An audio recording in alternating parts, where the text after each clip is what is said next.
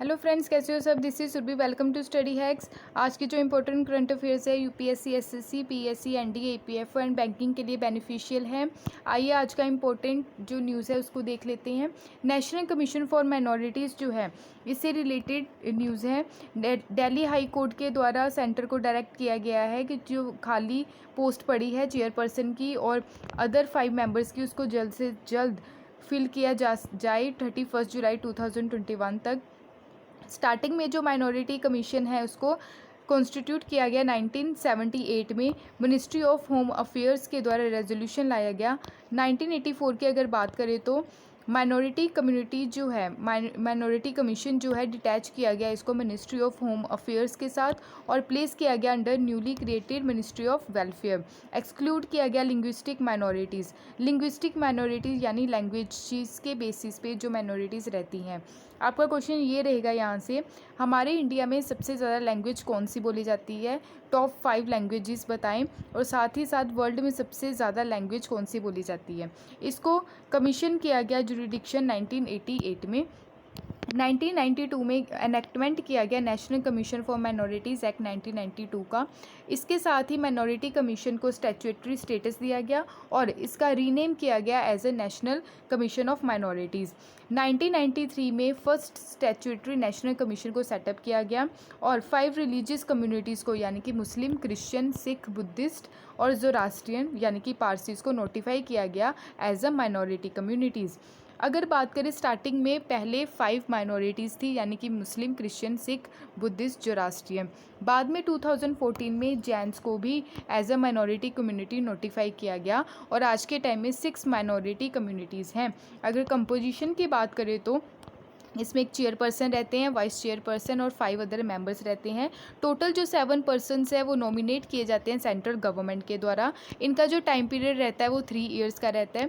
Function की अगर बात करें तो ये देखते हैं कि कैसे किस एरिया में डेवलपमेंट हो रहा है माइनॉरिटीज़ से रिलेटेड। मोनीटर करते हैं, ये सेफगार्ड का काम करते हैं माइनॉरिटीज़ के लिए। रिकमेंडेशन देंगे, ये जो इम्प्लीमेंट रहते हैं, जो सेफ गार्ड्स ये लेके आते हैं, प्रोटेक्शन जो प्रोवाइड करवाते हैं माइनॉरिटीज़ के लिए। इन्वेस्टिगेट करते हैं अगर कोई भी मैटर हो, यानी कि दंगे चल रहे हों, दंगे हो रहे हों, कॉन्फ्लिक्ट देखने को मिलता है इनसे रिलेटेड। एक एग्जांपल यहाँ पे देखते हैं, 2011 में क्या हुआ था, भरतपुर कॉम्युनल दंगे देखने को मिले थे और साथ ही साथ 2012 में बोडो मुस्लिम क्लैश देखने को मिला असम में।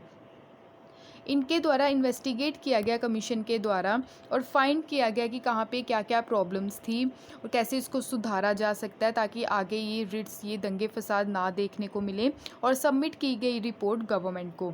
और साथ ही साथ माइनॉरिटी राइट डे भी हर साल सेलिब्रेट किया जाता है 18 दिसंबर को, याद रखिएगा ये। और जितने भी मैंने ये कंडीशंस बताई हैं यानी कि 1984 में, 1978 में, उस टाइम मिनिस्ट्री कौन सी थी, 1984 में किस मिनिस्ट्री के अंडर इसको रखा गया, क्लियर। और 1992 में कौन सा एक्ट आया, national commission for minority act, और रीनेम कौन से ईयर में किया गया, 1992 में। पहले क्या थी माइनॉरिटी कमीशन। 93 में ओनली 5 जो माइनॉरिटीज़ है उसी को ही नोटिफाई किया गया। 2014 में ही जैन्स को नोटिफाई किया गया, ठीक है। नेक्स्ट है महावीर जयंती। महावीर जयंती सेलिब्रेट की गई 25 अप्रैल को। महावीर जयंती जो है वो स्पीशियस फेस्टिवल है जैन कम्युनिटी से रिलेटेड। इस दिन वर्धमान महावीरा का बर्थ हुआ था। ये 24th और लास्ट तीर्थंकर माने जाते हैं जैन धर्म के। 23rd जो तीर्थंकर थे प्रशवनाथ, इनको सक्सीड किया था इन्होंने। लॉर्ड महावीरा का जो जन्म हुआ था 13th day of bright half of the moon, month of Chaitra. इस दिन जो है लॉर्ड महावीरा जी की पूजा की जाती है, प्रेयर की जाती है उनके स्टैचू की, लॉर्ड महावीरा जी की, और महाअभिषेक किया जाता है। महावीर जो थे इनका जो जन्म हुआ था किंग सिद्धार्थ ऑफ कुंदलग्राम और क्वीन त्रिशाला जो लक्ष्मी प्रिंसेस थी उनके घर हुआ था। 540 BC में वाजी किंगडम जो आइडेंटिकली जो मॉडर्न डे आज के टाइम में वैशाली में देखा जाता है, जो बिहार स्टेट में है। महावीरा जो है वो बिलोंग करते थे इक्ष्वाकु डायनेसिटी से। जैनिज़्म का जो मेन मोटिव है कि वायलेंस को ख़त्म करना, यानी कि नॉन वायलेंस नॉन वायलेंस की जो नीति है उसको अपनाना। 5 इनकी शिक्षाएं हैं, जैसे अहिंसा, सत्य, असत्य, अपरिग्रह और ब्रह्मचार्य। ब्रह्मचार्य का क्या करना, पालन करना। नेक्स्ट है सेक्शन 144। सेक्शन 144 कोविड के चलते काफ़ी न्यूज़ में है। सेक्शन 144 की अगर बात करें, ये कोड ऑफ क्रिमिनल प्रोसीजर का 1973 का है। इसको इम्पोज़ किया गया अभी जस्ट गुरुग्राम में, बिकॉज़ क्योंकि जो कोविड-19 के केसेस है काफ़ी राइज़ हो रहे हैं, लोग जो हैं वो ग्रुप्स में खड़े रहते हैं, उसकी मनाही रहती है यहाँ पे।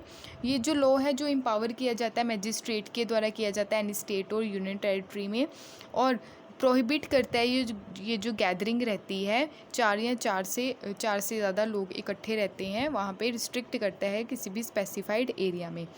इसको इम्पोज़ किया जाता है जहाँ पे अर्जेंट केसेस देखने को मिलते हैं, मतलब कुछ गलत हो रहा हो सोसाइटी में या इंडिया में कुछ गलत हो रहा हो, किसी की ह्यूमन लाइफ में इम्पैक्ट पड़ रहा हो किसी चीज़ का, यानी कि जैसे कोविड-19 है, ठीक है, इसलिए इसको इम्पोज़ किया जाता है किसी भी एरिया में।